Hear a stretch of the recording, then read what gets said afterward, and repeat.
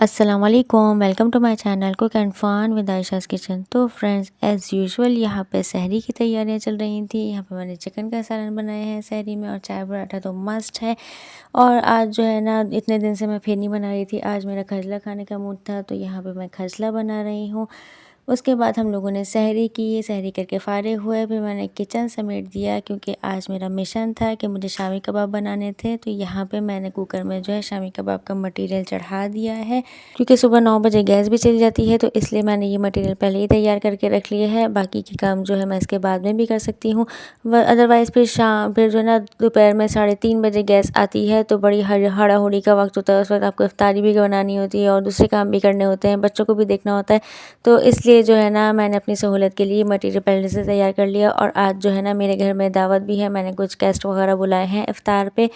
तो जो है ना, शामी कबाब मैं उसमें यूज़ करने वाली हूँ। किस तरह यूज़ करूँगी वो आगे आपको पता चलेगा। तो जब तक शामी कबाब का मटेरियल तैयार हुआ ना, उस वक्त तक 8:45 बज गए थे और मैं काफ़ी थक चुकी थी। सब लोग सो रहे थे, तो मैंने भी थोड़ी देर रेस्ट किया। उसके बाद हम लोग उठे, घर के काम वगैरह किए, इन सब कामों से फ़ारिग हो गए। तो जैसा कि मैंने आपको बताया था, घर में मैंने आज दावत रखी हुई है इफ्तार पे। तो जो है ना, इस वक्त 3 बज रहे हैं और बच्चे छोटू जो है यहाँ पर खेल रहे हैं। आज से सुबह ट्यूशन गए हुए हैं। अक्सर मेरी कज़न्स, मेरे फ्रेंड्स वगैरह ना मुझसे पूछते हैं कि तुम कैसे मैनेज करती हो वीडियो बनाना बच्चों के साथ। तो मैं इस तरह मैनेज करती हूँ कि मैं किचन में काम भी कर रही होती हूँ और पीछे से बच्चों की आवाज़ भी आ रही होती है। तो बच्चों को तो आपको पता है, जब तक उनकी आवाज़ पे जाओ नहीं तो वो आवाज़ ही देते रहते हैं। तो मेरा किचन से बच्चों के पास, बच्चों के पास से किचन पे, किचन से बच्चों के पास, इस तरह का जो है ना मेरे चक्कर चलते रहते हैं। उसी दौरान मैं वीडियो रिकॉर्ड करती हूँ, उसी दौरान ही मैं सारी कुकिंग करती हूँ। मेरे व्लॉग्स भी इसी तरह ही बनते हैं। वक्त कम था और काम ज़्यादा था, तो मैंने कबाब का इतना ही मटेरियल पीसा जितनी मुझे इफ्तार में ज़रूरत थी। उसके बाद जो है ना, यहाँ पे मैंने पकोड़े बनाना शुरू कर दिए। आलू वाले हैं, ये बहुत पसंद किए जाते हैं, सभी बहुत शौक से खाते हैं। हमारे घर में तो ये मस्ट बनते हैं। आपके घर में कौन कौन सी तरह के पकोड़े बनते हैं? हमारे घर में मिक्स भी बनते हैं, लेकिन ये जो है ना, ज़्यादा पसंद किए जाते हैं। उसके बाद जो है, मैंने ब्लैक छोलों की चाट बनाई, ये बहुत ज़बरदस्त बनती है। इसकी रेसिपी मैं बहुत पहले अपने चैनल पर शेयर कर चुकी हूँ, अभी मैंने दोबारा न्यू रेसिपी रिकॉर्ड नहीं की। इंशाल्लाह किसी दिन रिकॉर्ड करूँगी तो वो भी शेयर करूँगी। उसके बाद यहाँ पे जो है, फ्रूट चाट बनेगा, अभी जो है ना प्रोसेस में थी ये। तो आप लोग कहेंगे इसमें केला साबुत है, तो ये प्रोसेस में थी, अभी बन रही थी। उसके बाद यहाँ पे मैंने दही बड़े भी बना के रख लिए थे। तो बर्गर, शामी कबाब का मैं क्या बनाई थी, उसके जो है ना, मैं बर्गर्स बना रही थी। मैंने सोचा था कुछ डिफरेंट करते हैं इफ्तार में ना, तो यहाँ पे मैंने पकोड़े, रोल, समोसे वगैरह ये सब तो होते ही हैं, तो इसके साथ मैंने यहाँ पे बर्गर्स बना लिए। और ये इफ्तार में वाकई ही सब ने बहुत शौक से खाया, बहुत पसंद किए, तो मुझे भी काफ़ी अच्छा लगा।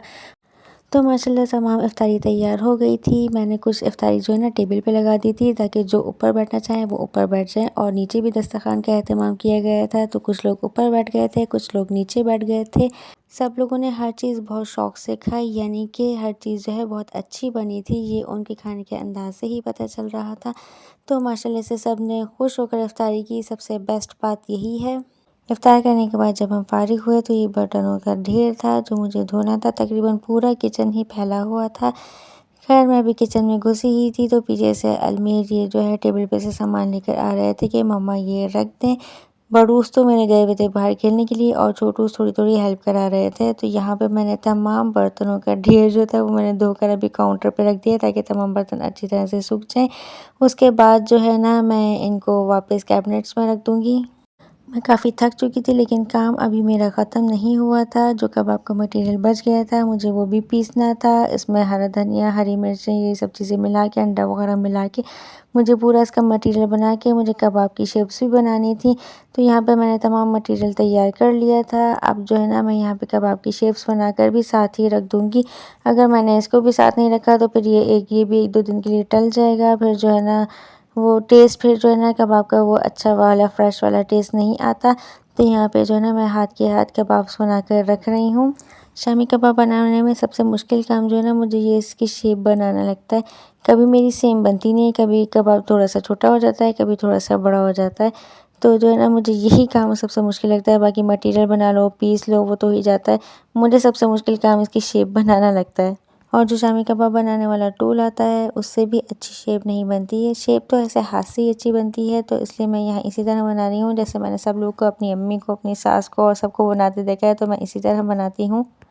तो अल्हम्दुलिल्लाह यहाँ पे मैंने तमाम शामी कबाब तैयार कर लिए थे। शामी कबाब बन गए, इसका मतलब कि बहुत बड़ा काम हो गया है। आपका जो है ना बहुत सारा काम आसान हो गया है। मतलब ये शामी कबाब बने हुए रखे होते हैं ना, आपको कबाब कभी आपका कुछ बनाने का दिल नहीं चाह रहा तो चलो शामी कबाब बना लिया, उसके साथ रायता सलाद बना लिया, काम डन हो गया। नाश्ते में भी हमारे यहाँ खाए जाते हैं। उसके अलावा कोई गेस्ट वगैरह आ गए तो उनके सामने भी आप सर्व कर सकते हैं। तो शामी कबाब जो है ना फ्रिज में आपके ज़रूर रखे हुए होने चाहिए। अब इस पॉइंट पे जो है ना मैं काफ़ी थक चुकी थी, तकरीबन 11 बज रहे थे और जो है ना मुझे कॉफ़ी या चाय की बहुत ज़्यादा ज़रूरत थी। 11 बज रहे हैं, गैस तो होगी नहीं, तो यहाँ पे मैं इलेक्ट्रिक केटल का यूज़ करते हुए अपने लिए कॉफ़ी बना रही हूँ। तो यहाँ पे मेरी कॉफ़ी तैयार हो गई थी। अब मैं काफ़ी ज़्यादा थक गई थी, मैं कॉफ़ी एंजॉय करूँगी। आप लोग को मेरा व्लॉग कैसा लगा? वीडियो को लाइक कर दें, शेयर कर दें और चैनल को सब्सक्राइब कर दें। Thanks for watching my vlog.